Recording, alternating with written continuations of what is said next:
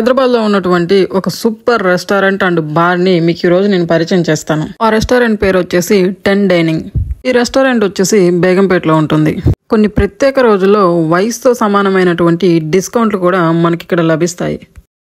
ఈ రెస్టారెంట్లో ఫుడ్ మాత్రం సూపర్గా ఉంది. నాకైతే లిటరలీ చాలా బాగా నచ్చింది.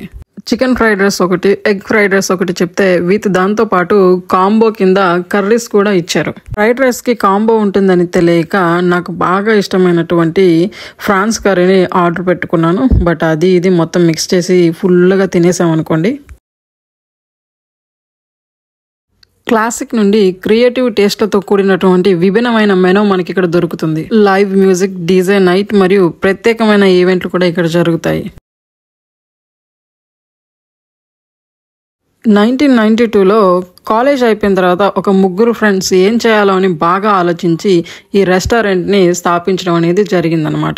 1992లో ఈ పబ్ అండ్ రెస్టారెంట్ని స్టార్ట్ చేశారు. సో అప్పటి నుంచి హైదరాబాద్లో ఒక ఐకానిక్ పబ్గా మారింది.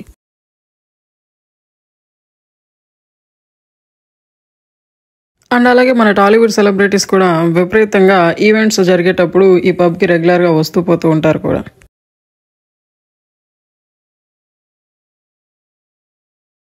ఫుడ్ కంప్లీట్ అయిపోయిన తర్వాత వెనీలా ఫ్లేవర్ ఉన్నటువంటి ఐస్ క్రీమ్ కంప్లీట్ చేసా. తిన్నవన్నీ అరగడానికి లెమన్ విత్ సాల్ట్ కలిసినటువంటి జ్యూస్ని కూడా కడుపులో వేసేసా.